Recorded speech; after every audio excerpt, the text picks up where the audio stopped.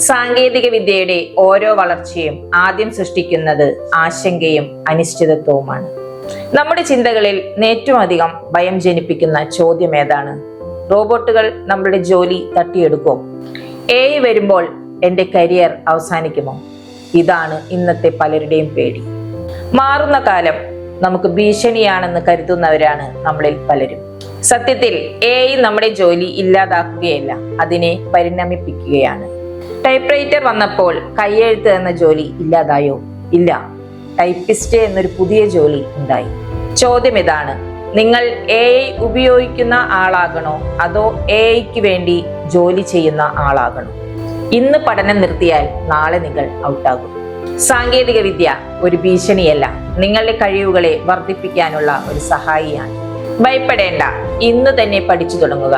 നിങ്ങളുടെ മേഖലയുമായി ബന്ധപ്പെട്ട AI ടൂളുകൾ പഠിക്കുക. മാറ്റത്തെ പേടിക്കുന്നവനല്ല, മാറ്റത്തിനൊപ്പം മാറാൻ തയ്യാറാകുന്നവനാണ് കാലത്തിന്റെ രാജാവ്.